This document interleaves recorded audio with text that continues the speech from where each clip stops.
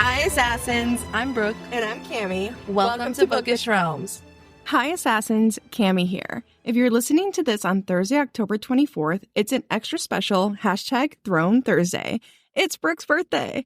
Head over to our Instagram or TikTok to wish my wonderful co-host and amazing friend a happy birthday. Let's all shower Brooke with some love and appreciation for being the awesome, witty, and brilliant co-host she is. Happy birthday, Brooke. Can't wait to celebrate with you on and off the pod. Today's episode continues our Throne of Glass series deep dive, starting with chapters 35 through 43. For this episode, the chapter summaries and character discussion are spoiler-free, but the rest of the pod does include spoilers for all of Throne of Glass. This podcast is for mature audiences only. Cami, take it away, girl. Chapter summaries. Let's get into some chapter summaries. As a reminder, this is a non-spoiler section, so if you haven't finished Throne of Glass, but you have read chapters 35 through 43, you can listen to this section. Chapter 35. Kale's standing off to the side, brooding as usual, watching Selena and Dorian all cozy on their garden stroll. His emotions? Messy.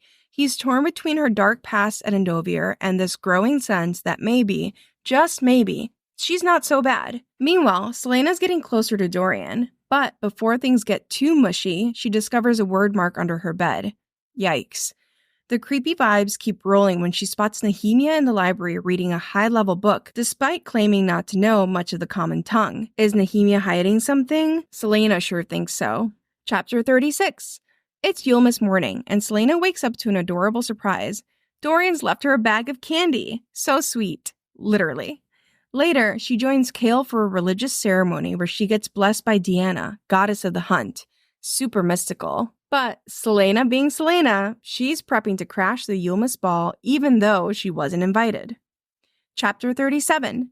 The Yulemas ball kicks off, and when Selena struts in, the entire room practically stops breathing. She's in a gown that stuns everyone, especially Dorian, who can't take his eyes off of her. Even Kale, as protective as ever, can't help but take it all in. But Selena's got her guard up. She's still suspicious of Nehemia. The night heats up when Dorian finally gets the balls to ask her to dance. Chapter 38. Dorian and Selena are unstoppable on the dance floor, twirling the night away, while Kale is left in his feelings, eventually ducking out early. Meanwhile, Kaltain's simmering in the background, absolutely fuming with jealousy. But the real highlight? Dorian finally makes a bold move and kisses Selena back in her chambers. About time! That slow burn was killing us. Chapter 39. The morning after the ball, Dorian swings by Selena's room, and things are a bit awkward as they talk about the kiss. Oh, and Selena's new puppy finally gets a name. Fleetfoot. Meanwhile, over in the villain's corner, Duke Parrington spills the beans to Kaltain about Selena's true identity. He also drags Kaltain into his plan to drug Selena before the big duel. Chapter 40. Selena's detective instincts are firing on all cylinders. She's piecing together more and more clues about the word marks and learning about a nasty creature called the Ritterak. She's still suspicious of Nehemia, but is ready to dive deeper into the mystery. Time to explore the secret passages again, and she heads straight for the one hidden behind her tapestry. Chapter 41. Selena creeps through the hidden passages and stumbles upon Cain, who is in full villain mode, summoning the Ritterak. He traps her with the monster, and it's now a race against time. Selena realizes she needs Damaris, Gavin's legendary sword, if she's going to slay the beast. The tension is through the roof as she makes her way to Elena's tomb. Chapter 42. It's an epic battle as Selena goes head-to-head with the Ritterak, and after a brutal fight, she finally kills the beast with Damaris. But she's not unscathed. She's seriously injured and barely makes it back to her room before collapsing. But cue Nehemia's dramatic entrance. She uses magic to heal Selena, solidifying their bond. Chapter 43. Selena wakes up, fully healed, and finally opens up to Nehemia about her true identity. Selena tells Nehemia she's not Lilian Gordania. She's Otterland's greatest assassin, Selena Sardathian. They patch things up, and Nehemia even gives her the name Elentia. But things get awkward fast when Kale drops by for a chat about her blossoming relationship with Dorian. As if that wasn't enough, Selena locks eyes with the King of Otterland in the hallway, and it's clear things are about to get very real. Character discussion. Here we'll cover what we've learned about each main character and track their character development. This section is also spoiler-free. Selena.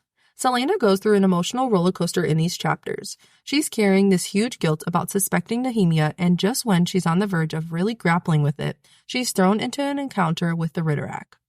But this is why Selena is our girl. She doesn't back down or lose her head. Instead, she uses her quick thinking and what she's learned about Elena's tomb to survive. Who else can say they killed a mythical creature with an ancient king's sword? It's a defining moment for her, like destiny calling out. We also get to see a more vulnerable side of Selena. She finally opens up to Nehemia and reveals her true identity. It's a huge step for her character, showing that beneath the tough assassin exterior, she values friendship and trust. That quote where she says, "You think I want to be here? It was either this or Endovier. I have no choice. There's not a moment that goes by when I don't wonder what it will be like to kill for him, the man who destroyed everything that I loved." You can feel the weight of her internal struggles here, her heart versus her survival instincts. Then there's a softer side of Selena too, like when she adopts Fleetfoot. Kale.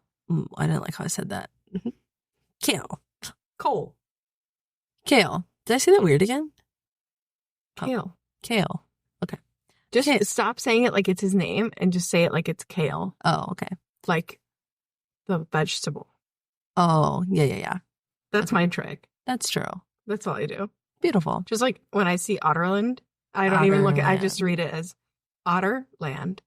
So when it's like Otterlanian court, I can say it without a single struggle because I just say Otterlanian. Beautiful. Kale. Our stoic captain of the guard is starting to show some real depth. His protectiveness over Selena is obvious, especially when it comes to Dorian. Remember when he says, "I'm only going to ask you this once, and then I won't ask it again." Do you know what you're getting into with Dorian?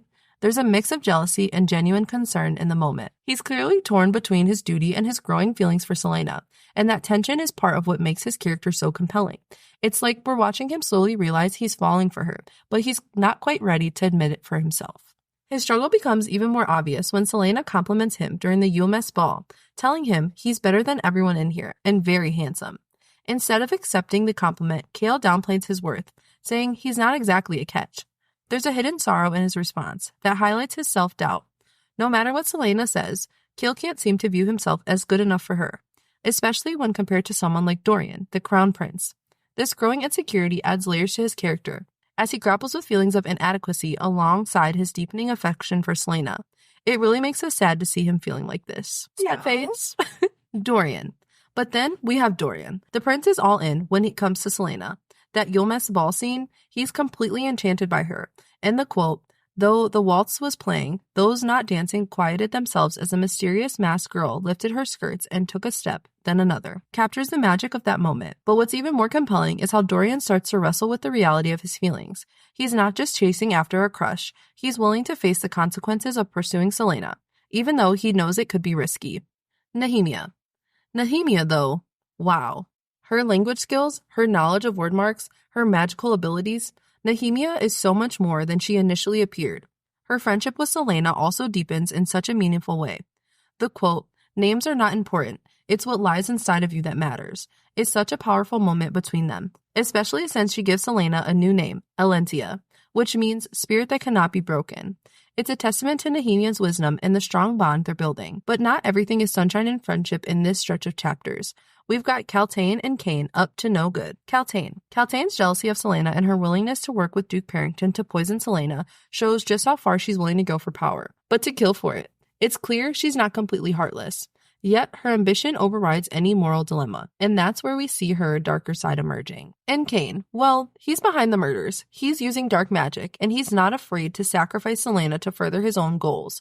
When he tells her, "It wasn't meant to be you tonight, but this opportunity is too good to go to waste," you can just feel the evil radiating from him. Cain is calculating, ruthless, and terrifying in a way that makes him an even more dangerous threat than we first realized. World building. Let's explore this world. Here we cover the main world building elements that come up in chapters 35 through 43. We'll revisit these places and world building elements in other episodes. For today, this section is not spoiler free, so if you haven't finished the series, please do not continue. But please come back when you have. In this set of chapters, we encounter the Ritterak, a true nightmare summoned by Cain from another dimension using word marks. As Selena watches it crawl out of the portal Cain opens, she vividly describes it. It was something out of an ancient god's nightmares. Its hairless gray skin was stretched tightly across its misshapen head, displaying a gaping mouth filled with black fangs. This creature is a mix of human and animal traits, with a particularly creepy horror movie feature. It moves on knees that bent the wrong way, like an animal's hind legs. But the Ritterak isn't just a creepy, mindless, foul creature. It serves a specific, horrifying purpose. A book Selena reads reveals its true nature. For sacrifices to the Ritterak, using the victim's blood, mark the area around it accordingly. Once the creature has been summoned, these marks guide the exchange.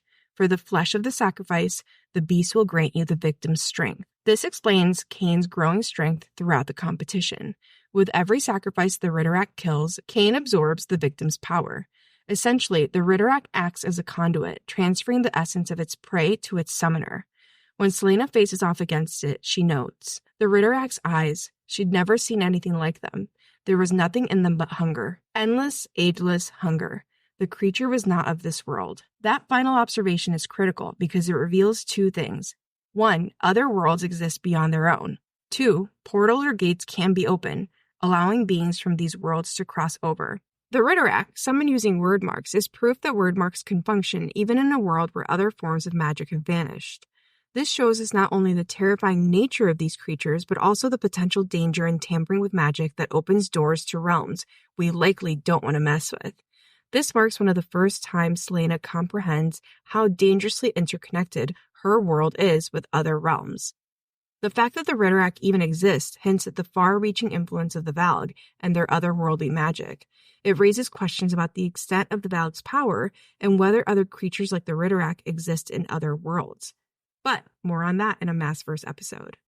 Analysis and foreshadowing. This is our analysis and foreshadowing section, which is not spoiler-free. We'll break down parts of the text that tie into or foreshadow future events in the series. If you have not read Throne of Glass in all of its entirety, please do not continue. The Eye of Elena. Let's start with this moment where Dorian notices Selena's necklace, the Eye of Elena. This scene is a mix of tension and curiosity because Dorian's knowledge of Adarlan's history, especially the legends of Gavin and Elena, comes into play here. He starts connecting some dots that Selena definitely doesn't want him connecting. Dorian brings up the Eye of Elena, which, up until now, has only been hinted at. He even tells the legend how Elena got the necklace during the battle with Erewhon, how it protected her, and how she was able to call him by his true name. That's key because it highlights the eye's significance, not just as a piece of jewelry, but as a magical artifact that could change the course of things. Dorian casually mentions it, but Selena is immediately on edge. She tries to play it off, but we can see she's getting a little nervous. I mean, it's a high-stakes moment for her. She doesn't want anyone, especially Dorian, realizing where this amulet came from, or that Elena told her it would protect her from harm. Selena is really caught in a balancing act here. She wants to keep the amulet close for protection, but also doesn't want anyone to know why she really feels attached to it. We also learn a lot about Dorian here. He's fascinated by magic, even though his father is the one who banned it. He says, "When I was a boy, I used to read tales about the dawn of Adarlan. Gavin was my hero. I must have read every legend regarding the war with Erewhon." Dorian gets close to the truth here, but Selena still manages to keep him in the dark, for now. But that connection between her and the Eye of Elena, it ends up playing a huge role in the rest of the series. The Eye of Elena, as we later learn, is so much more than just a magical necklace. What Selena doesn't know yet, and what Dorian definitely doesn't realize here, is that the Eye of Elena is actually the lock. It's not just a protective amulet. It's an object capable of sealing the word keys and closing the word gate. It plays a huge role in the larger battle against Erewhon and the Valg. The lock was originally created by Rhiannon Kraken and imbued with Mala Firebringer's power. I'm so sorry, you said Rihanna. I did it. Yes. The whole point of the lock was to bind the word keys to the broken word gate and prevent it from being opened again. Basically, it's a safeguard against literal destruction. But, and this is one of the only breaks I'll give her, Elena didn't know that. She used the lock way back when to trap Erewhon, which seemed like a win at the time. But the gods and the goddesses were not happy about it. She wasn't supposed to use it like that, and it wasted the lock's power, which is why Aelin has to step in later and sacrifice everything to fix it. Yeah, this moment foreshadows so much about Elena's manipulation, the sacrifices Aelin will have to make, and the real purpose of the eye. What starts out as a simple amulet for protection ends up being a crucial part of the battle against the Valg. And even though Dorian's just casually recalling on an old story here, he's unknowingly touching on things that will come back into play down the line. And let's not forget, the amulet saves Kale's life too during his final showdown with the King of Otterland. Our boy still ends up with a spine parasite, but it keeps him from piecing out, which we do appreciate. Dorian as king.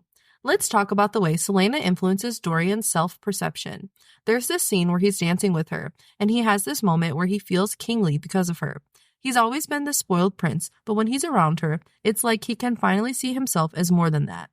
The exact line is, "She was something out of a dream in which he was not a spoiled young prince, but a king."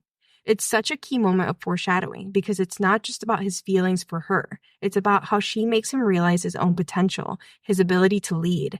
It's one of those early glimpses of Dorian's arc toward becoming a true king. It's not just him seeing himself differently. It's also how others, like Kale, are starting to notice this change in him. There's a moment where Kale is watching Dorian dance with Celaena, and even he's struck by how Dorian looks like a king, even if he doesn't quite know it yet. Yeah, Kale says Dorian's expression was full of it. Something. Joy, wonder. His shoulders were straight, his back erect. He looked like a man, like a king. But then there's this layer of sadness because Kale thinks Celaena doesn't feel for Dorian the way Dorian feels for her. So you've got this tension where Dorian is stepping into his potential as a ruler, but emotionally, he's still a little lost. That's such a great point because Dorian's entire arc is about him becoming this reluctant leader.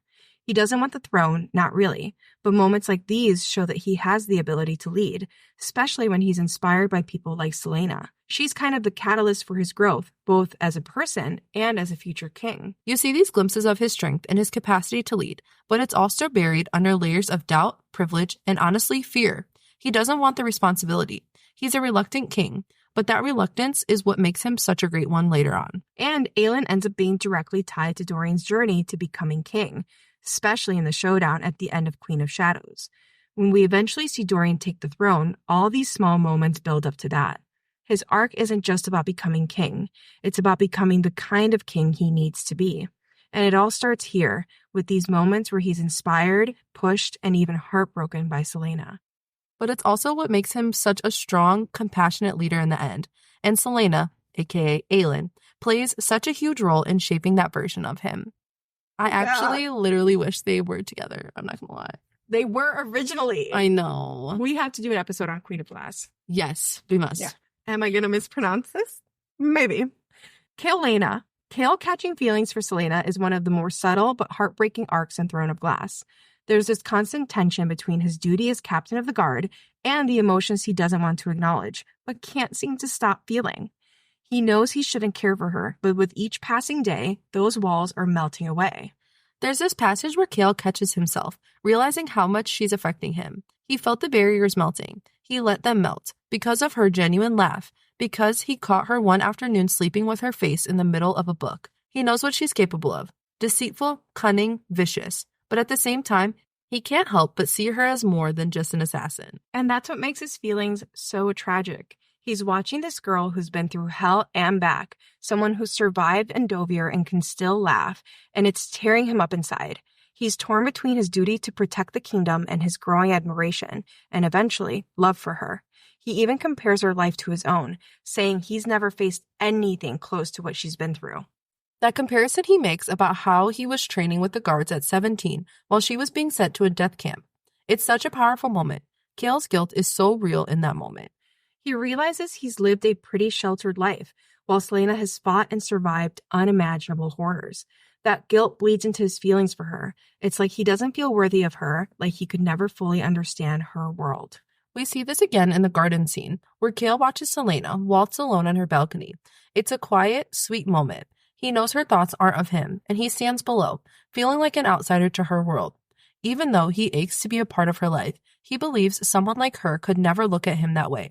This distance he feels from Celaena, despite how much he cares for her, creates an emotional barrier that Kale isn't sure how to cross. That scene hurt my fucking heart, for real.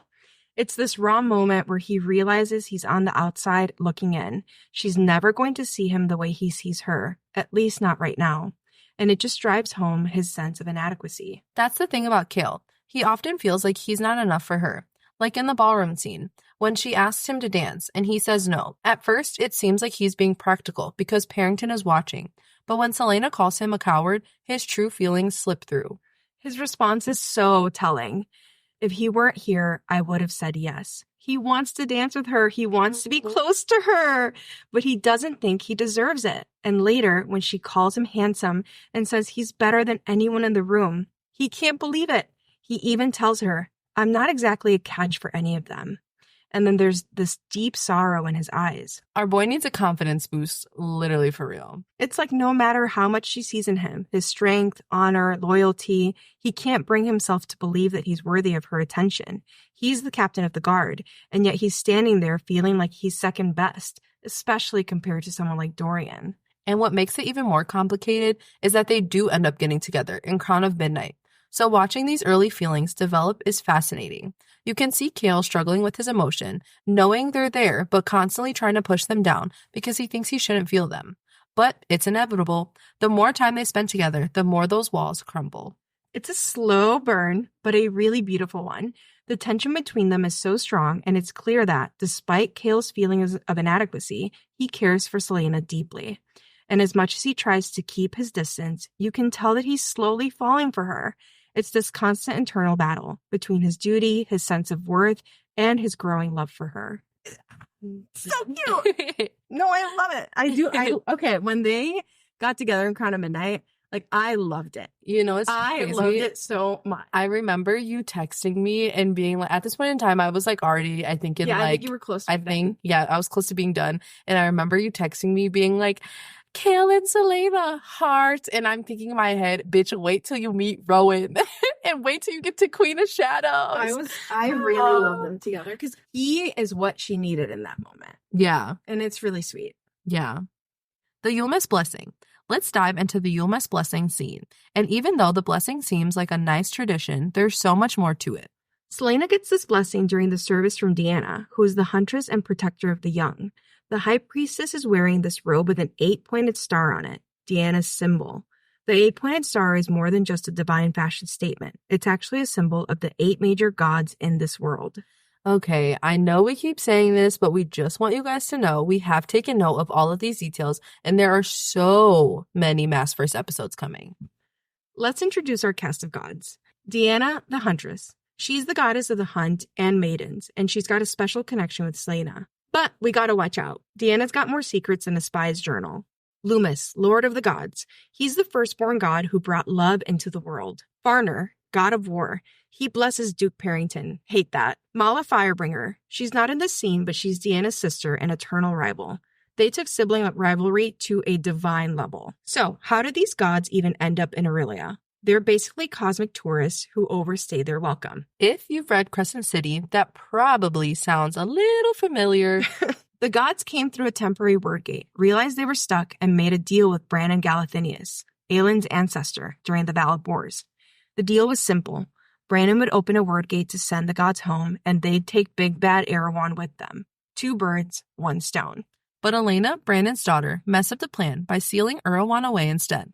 And the gods were pissed. They forced Elena to wait 1,000 years for a descendant of Brandon to forge the lock anew and sacrifice themselves to send the gods home. Let's circle back to Selena's golden arrow moment. The blessing reads, May Deanna, the huntress and protector of the young, bless and keep you this year. I bestow upon you this golden arrow as a symbol of her power and good graces. Selena's first thought, it'll fetch a nice price. If only she knew this was probably more than a trinket. It's a cosmic wink from Deanna. Deanna is actually kinda sorta, but not really Selena's, aka Aelin's, ancestor. Deanna was the original goddess of the moon, and Mab, Aelin's great-grandmother, was a Fae queen.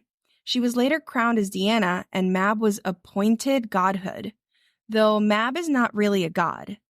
This made it so some of the characteristics of Deanna got mixed up with Mab, and vice versa. Aelin's Ash River bloodline traces back to Mab, and, in a way, Deanna. All of these characters will come back into play as we continue our deep dives, and we've planned a full standalone episode to break down exactly what's going on with these gods.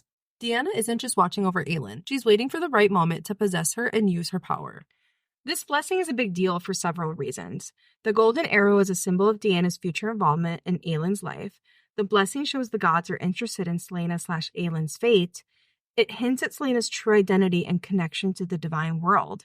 It's the first move in a complex game of celestial chess, with Aelin as the pawn. And that deal with the gods? Aelin is the descendant they've been waiting for.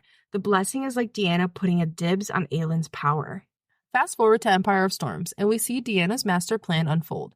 Deanna possesses Aelin through a word gate and tries to use Aelin's body and power for her own ends. But Aelin takes back control with Rowan's help. We love him. We love him. And in Kingdom of Ash, we learn the gods never intended to keep their promise about banishing Erewhon. They were just using Aelin and her ancestors as a way to get back home. That seemingly innocent blessing is actually the first domino in a chain of world-altering events. Nehemia and Nameless. We're going to talk about Nehemia's healing powers and the moment she gives Celaena the name Elentia. Right, so let's start with the healing. Celaena had just been seriously injured by the Ritterak, like on the brink of death kind of injured. Nehemia steps in and uses magic to heal her, and not just any magic, word marks. This is huge because, as we know, magic is supposedly gone from the world at this point. Yeah, the way it's described is intense. Quote, Celaena found her arms covered in glowing turquoise marks, word marks. Nehemia held her in the water, rocking back and forth. That visual is striking, but it also reveals something major. Nehemia can use the word mark magic. This really reminded me of the tattoo Rowan gives Aelin in Kingdom of Ash, which she uses as a map to find her way back to her world. Up until this point, we didn't really know Nehemia had these abilities. We knew she was mysterious and had some kind of connection to the word marks, but to see her use them to heal Celaena is a big moment. Celaena is at her most vulnerable here, and Nehemia literally saves her life. Now, let's talk about the moment when Nehemia gives Celaena the name Elentia, which means spirit that could not be broken. This happened after Celaena reveals her true identity to Nehemia. This scene is so powerful. Nehemia looks at Celaena and says, I name you Elentia, spirit that could not be broken. It's like she sees right into Celaena's soul, past the assassin, past the trauma from Endovir, and she sees her strength. And the significance of a name, especially in Nehemia's culture, is a big deal. It's like Nehemia's giving Celaena a new identity, acknowledging her resilience and strength in a way that no one else has. The act of naming someone in many cultures symbolizes rebirth or transformation, and for Celaena, this is a moment of emotional rebirth. Celaena uses this name later on, after Nehemia's death. In Heir of Fire, she adopts the name Elentia again, showing that it really sticks with her. It becomes a symbol of her spirit, even when other names like Celaena or Aelin grow too heavy. And speaking of names, we also have to mention how Nameless is my price ties into all of this. We find out later on that Brannon, Aelin's ancestor, was referred to as Nameless because he was born a bastard in Wenblin, and his descendants, Aelin included, carry his mark, the mark of the Nameless. Nehemia giving Celaena a name when she's fated to be nameless is so meaningful. Like, she literally gives her a name. Yeah. And also at this point in the story, Celaena is still running from her true name. Aelin Ashriver Galathinius. Don't forget the white thorn on there, girl. I know, but she wasn't originally a white thorn. I know, but let's put some respect on my man.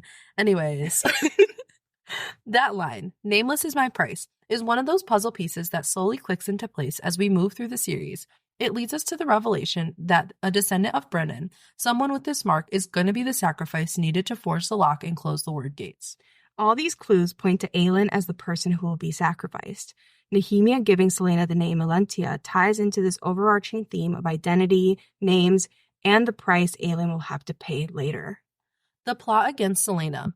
The gods aren't the only ones after our girl. Kaltain and the Duke start scheming against Celaena in this set of chapters. At this point in Throne of Glass, Parrington is completely in the dark about who Celaena truly is. To him, she's just a threat because he's backing Cain for the King's Champion competition. But it's so fascinating that, in retrospect, Erewhon is right there inside Parrington, lying dormant and not recognizing Celaena at all. It's a huge what-if moment. What if Erewhon had recognized her? Everything could have gone so differently. Instead, the plot Parrington is putting in place here is just to get her out of the way, to ensure Cain wins. Parrington enlists Kaltain's help, and here's the pivotal quote. If we were merely to give her a dose of bloodbane, not lethal, but just enough to cause her to lose control, it would give Cain the advantage she needs. Parrington is using Kaltain as a pawn, and honestly, it's tragic for Kaltain because we know that she's just another victim in this whole game. She's been manipulated into thinking this will win her Dorian, and that her actions are for his good, when in reality, it's about so much more. Exactly. Kaltain becomes more tragic as the series unfolds, and this moment really sets up her downfall. It's especially heartbreaking when you think about how later in the series, she realizes she's been used and becomes one of the more tragic characters in Queen of Shadows. And there's that scene in Kingdom of Ash when Aelin faces Erewhon. He brings up that moment from Throne of Glass. It's like a full circle moment, but this time he's aware of who she is. He says, "Was it fate, you think, that we encountered each other in Rifthold without recognizing the other?" It's this huge realization. Erewhon could have recognized her back then, but didn't. The whole plot was just about keeping Cain on top in this deadly competition. But had he known who Celaena really was, Aelin Galathinius, things would have been very different. And it creates some what-ifs for Kaltain too, to be honest. What if she had said no to Parrington? Would she still be alive by the end of the series?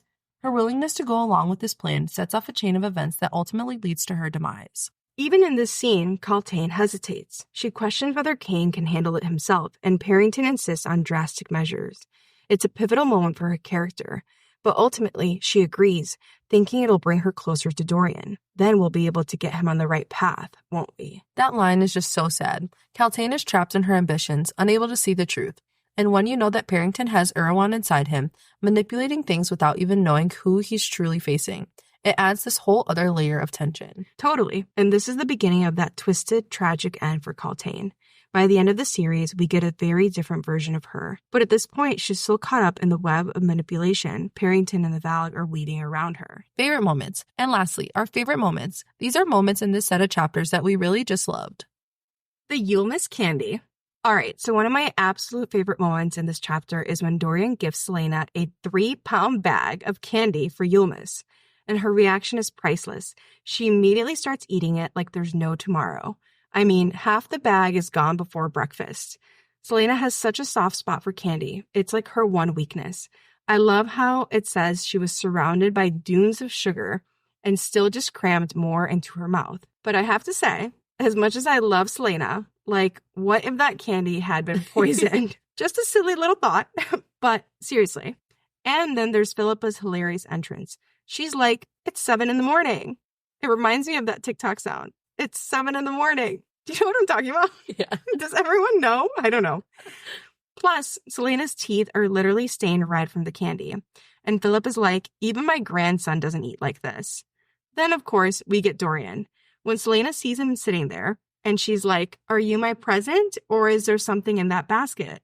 And he just casually goes, "If you'd like to unwrap me." Oh. I mean, sir. And speaking of Yulmus, there's this really beautiful line that stands out. "It was simply a day when people remembered that love was a living thing." I love that idea, and it really reflects the softer side of Dorian and the festive mood. Ugh, that's so cute. I like that part. I'm going to give you my favorite part now. Our good sis Celaena is strolling through the library and finds her good sis, Nehemia. So, of course, she's going to go up to her. Quote, "I couldn't sleep."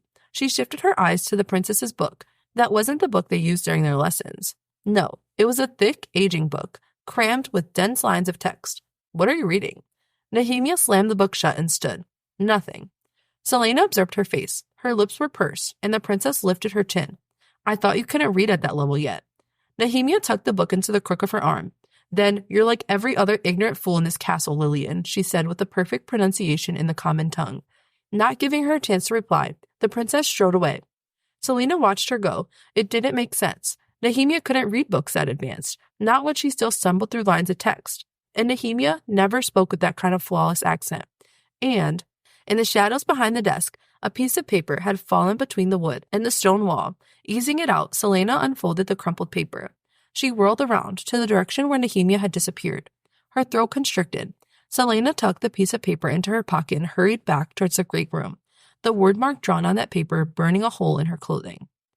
This part holds a couple of different important meanings to it.